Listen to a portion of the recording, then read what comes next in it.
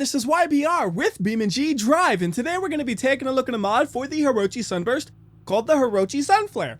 Although in the menus it's just called the 2.8 and the 2.8T.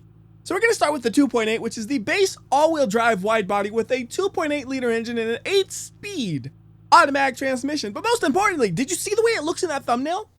It looks like a car Hollywood designed to look futuristic a few years ago. I mean, look at these wheel covers. They are ridiculous. You can't even see the wheels almost. And I was curious how this would affect the way the car drives, and it doesn't seem to have too significant of an effect because we have the same amount of steering angle, so we can still go all the way left and all the way right just as much as normal. And you notice it clips through the wheel cover just a little bit, but even if it didn't clip through it, you would still have a lot of room to steer. Like right here, we're steering all the way out to about right there, and it's just now touching the wheel cover. So it would probably steer a lot like the lead sled if it was actually confined by those constraints. And then I was also curious, well, what about bottoming out on the sides? Because that looks a lot lower than normal, and it has a pretty stiff suspension, so it doesn't seem to affect it either. So to demonstrate that, here's a pretty bumpy road, and we're gonna see if we see any sparks flying or not, as we hopefully bounce around and try to bottom this thing out a little bit. And so far, nothing happening here, and this is a pretty bumpy terrain, and ooh, what is this electronic stability control and automatic transmission trying to do to me?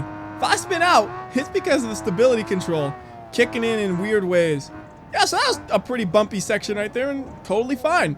And then steering. Okay, that was just poor driving on my part right there, I admit that. I should mention, I think this is a little bit wider than a normal Sunburst. Not by much, but I put them side by side and it does appear to be slightly wider, and it does say that it's supposed to be slightly wider in the description of the mod, and to me it looks like it is wider, which probably does also affect the way it drives. I think that makes it a little bit more understeer prone, which sounds kind of weird, but I think what's actually happening is the car is able to corner in tighter, but then I think it's understeering because it's just going in so tight and I'm just kind of confusing myself. I'm really not sure, but it does feel a bit different than a normal Sunburst because the car is a little bit wider mostly. It's not because of the covers, because we can rip the covers off and it won't change the way the car drives. It'll change aerodynamics a little bit, that's it. Now let's let this thing fly and see if we can get some good damage on these wheel covers. The angle it landed at there is not going to be ideal, and it's also going into the grass, so you really can't see them too well. Like I'm trying to look at it and you can't see nothing here. I see a tire rolling away. So let's go ahead and try to grab this thing and put it onto the road right here so we can take a closer look at those wheel covers, and it's still trying to get away from me, so we freeze physics. And looking at these, they look all right. They're not too badly damaged from the collision, but the damage I see on them does look perfectly reasonable, so we can go ahead and unfreeze and reset. And we'll try to do some gradual damage to the car. So that means we just kind of go into the buildings lightly like that. And that actually did a lot more damage than I expected. But we did hit the wheel cover nicely, and you can see it got deformed. But it doesn't mess with the wheel even when it's completely inside of the wheel, which is good because it'd be really annoying if you just damage your car just a little bit like I did right there, and then it becomes undrivable because the wheel is getting stuck in the wheel cover. So let's see if we can do something similar to the left side. That was actually the complete opposite. So you can see the wheel cover's attached to an extra fender, and now you can't because I just shoved it back on accidentally. That was a little bit dumb, but we still have a drivable car, so let's try to do some damage to the rear of this thing. We'll just break it, and main engine broken. Okay, how do the wheel covers look? That one looks okay, and that one looks okay as well. I think an easier way to test the wheel covers would be just slamming a car directly into the side of this thing and seeing what happens. So we're going to grab the H45 ambulance and just really ram it with a nice heavy vehicle. And I'm not going to do a very high speed impact. It's going to be like 15, 20 miles per hour because that's all we need. So like right here, we can already spin this thing around, although I did deflate a tire. That's a little bit annoying. So I'm just going to park it right here, reset the car. Then we'll go over to the Sunflare and drive it forward a little bit and park it right about here. Then we'll go ahead and save the spot as well. And then we'll go back to the ambulance once it's saved. And here we go for impact. So it should be, like I said, about 15 to 20 miles per hour on this. So this is 20 even, just boop, right into the wheel cover. And it got bashed in, and the damage on it looks pretty reasonable. So can we drive this thing? I think we should be able to. Yes, we can. Probably protected the wheel even a little bit, because normally you would kind of smash into the wheel more directly. So here we go, same idea. This time we're going to hit the rear of the car. About the same speed as last time, maybe a little bit faster, about 25 this time. All right, and that wheel cover, did it come off or just get bashed in? It just got bashed in, actually. You can see it completely inside of the wheel, but again, I don't think that'll change the way it drives. No, see, it's a nice convenience that it doesn't affect the way it drives, because again, otherwise you would have a completely immobilized car right here. So since we're at this, you know what? let's just bash in every single corner.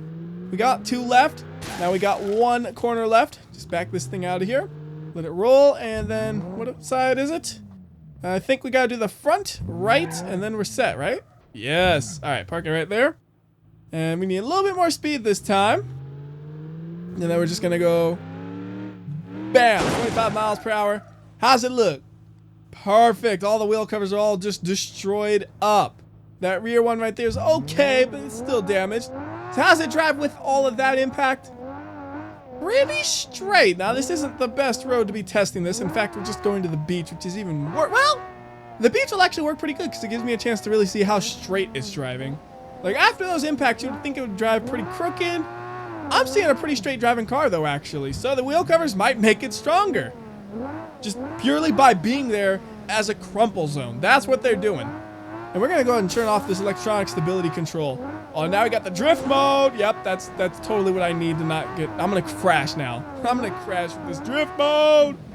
I blame drift mode. Drifting in the water. Yeah, I'm so good. I drift into the ocean accidentally. That was scary. I thought I was going to drown. Up there goes my front bumper. We are just dropping body panels all over the place here. And now we're flying a little bit. Now we're bouncing around. Drift mode.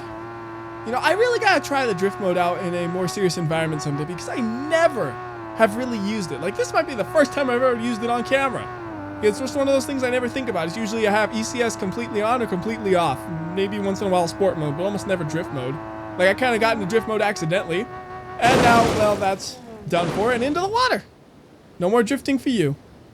Try to take a look at the damage and mostly focusing on the wheel covers. They seem like they look pretty reasonable, so we'll reset this. And then one thing I want to mention is the idle of this car is kind of freaky. When it's idling so low, you hear nothing. Like, you listen to this and just there's no car sound.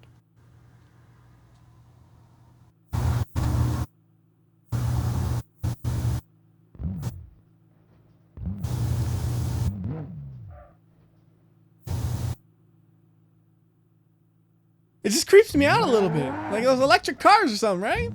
And another weird thing about this car is it idles so low, you hear nothing. Like, I would let you listen if you could hear anything, but to me it's just complete silence because the car is idling at like 2 RPM. Half the time I think it's stalled out, but no, it's perfectly fine. It's just kind of weird like that. So anyways, let's do a little bit of driving around town with this thing, and then we're gonna go to a different map so we could try out the turbo version. I just accidentally ruined my front fender a little bit right there. I mean, this is not the kind of car you want to drive around town, it seems like, because you can accidentally get stuck on things really easily. I mean, then again, this is probably true for most sports cars if you're driving the way I'm driving around town. But that, like right there, that speed bump just tore off my front bumper because this thing is sitting low and wide. All right, into the tunnel we go. We're going to try to scrape this wall up a little bit, just like that. And, well, it didn't do much, did it? Harder! Harder! Nope, I missed the wall. All right, well, there goes our wheel, so this thing is not going to... There goes the main engine, so it's really not going to work anymore. Wasn't that big of an impact, I thought, but that killed the main engine. So anyways, let's go ahead and head to a different map. No, don't go in the water. Wait, I got to save this car. Parking brake, parking brake. I can't parking brake on because of the menu. Oh, well, I'm sorry, car. I tried to save you. You're done. Anyways, what I was saying, let's go to a racetrack. We're going to go to Hirochi Raceway, and we'll start at the default location. So the regular 2.8 liter version we were driving earlier is not a slouch by any means. It still makes almost 300 horsepower. But the one with a turbo makes more like 500 horsepower. That's a pretty significant jump. We could probably almost reach 100 miles per hour just in pit lane. I mean, look at this. We're already up to 60, 70, 80, and almost 90 before we had to slow down a little bit right there just so I didn't crash. So we're going to take this thing around the racetrack some and see how it does. Now this is using regular electronic stability control, which does not like when you do that.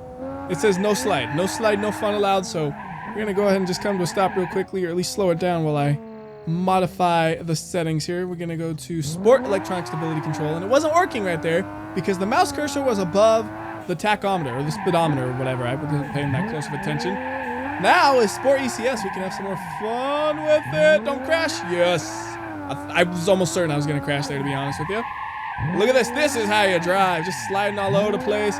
And then up the other way, and we're good. Like, to me, as long as I don't crash, we're good. And now that I'm seeing it, I really like the way this car looks when you drift it, because you don't really see the wheels, so it's like it's a hover car or something as it flies to the corners. It just looks wrong. but in the right way of wrong, where it's fun to look at, not just like, oh, that doesn't look right. It's like, what in the world? That just, what? You know? Let's see if we can do a little bit of a slide right here so you can see that. Yeah, right there, like that, just like that. Not a super huge slide or anything, but you can see it just looks a little bit wacky. Here we're gonna probably need to steer a little too hard. Yeah, I kind of messed that up. I completely messed that up. Okay, oh well. I tried to recover and do a little bit of a drift, but I didn't trust myself not to crash. So you know what? Let's go ahead and crash it though. We'll just find some trees over here and keep on flooring it until we say hello to a tree. Hello to a tree or two. And let's take a look at the damage to the wheel covers right there. That one looks fine. That one looks fine.